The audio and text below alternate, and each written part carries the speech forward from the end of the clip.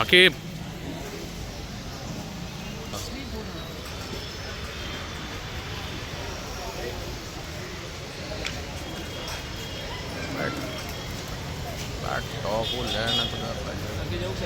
म्हणजे दोषारोपपत्र आणि 35 दिवसात शिक्षा झाली आहे.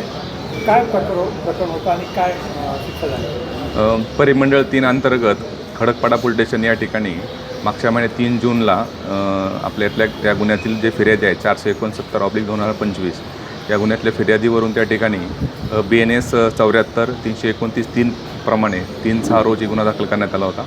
आणि त्याच दिवशी आमचे जे तपासी अधिकारी आहेत PSI अमित पवार यांना त्याच दिवशी त्यांनी 6 तासामध्ये सदर गुन्ह्यामध्ये ह्या आरोपी जो आहे आरोपी नामे ओंकार विक्रांत निकाळजे याच्या विरोधात चार्जशीट दाखल केलं गेलं होतं.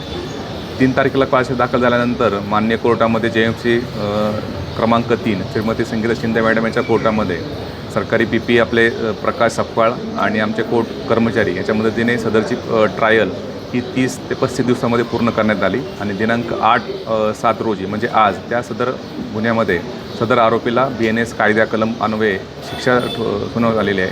अशा प्रकारची ही पहिलीच घटना रेकॉर्ड वेळेमध्ये चार्जशीट दाखल करणे आणि 35 दिवसामध्ये त्यामध्ये शिक्षा लागणे असा हा नवीन कायद्याच्या अनुषंगाने SPD तयार झालेली आहे.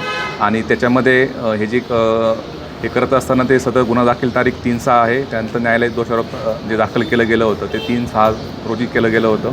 त्यानंतर आरोप निश्चिती आणि सुनावणी जी सुरू झाली होती 5 जूनपासून. 5 जूनपासून ते आजपर्यंत या 30 ते 35 दिवसामध्ये याच्या पूर्णपणे हिअरिंग्स होऊन त्याच्यामध्ये जवळजवळ 5 साक्षीदार तपासले गेले. त्यानंतर त्या पंच तपासले गेले.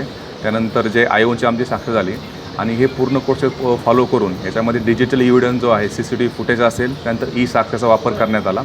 नवीन कायद्याच्या तरतुदीप्रमाणे ह्या सर्व गोष्टीचा अवलंब करून हा कमी वेळामध्ये ह्या सदर आरोपीमध्ये शिक्षा सुनावण्यात आलेली आहे.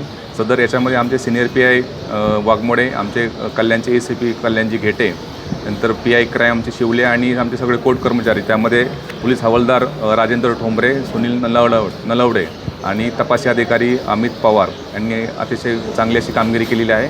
आणि अशाच प्रकारचेही आत्तापर्यंत 48 तासामध्ये आता पूर्ण कल्याण परिमंडळामध्ये असे 8 दोषारोप आत्तापर्यंत आपण दाखल केले गेले आहेत. आणि या सगळ्यांच्या सध्या कोर्टामध्ये सुनावणी सुरू आहेत जेणेकरून आपल्या कमीत कमी वेळेमध्ये जे पीडित व्यक्तीला न्याय मिळण्याकरता याचा उपयोग होणार आहे. या आरोपीला शिक्षाच्या स्वरूप काय?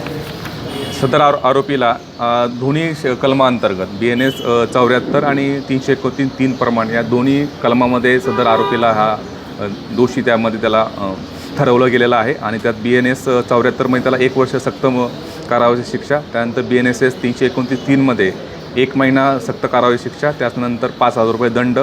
आणि त्याचप्रमाणे जे फिर्यादी व्यक्ती आहेत फिर्यादी व्यक्तीलासुद्धा यामध्ये 2,500 रुपयाचा त्यांना सरकार जमा करण्याबाबतचे आदेश त्यामध्ये देण्यात गेले आहेत जेणेकरून जी काही रक्कम आरोपीकडून वसूल होणार आहे ती फिर्यादीला सुद्धा देण्यात येईल आणि त्याची अर्धी रक्कम जी आहे सरकार जमा करण्यात येईल. असा प्रकारचा निर्णय जो आहे कल्याण कोर्टचे JMC श्रीमती संगीता शिंदे JMC क्रमांक 3 यांच्या सुनावणीमध्ये त्यांनी आज त्यामध्ये शिक्षा सुनावलेली आहे.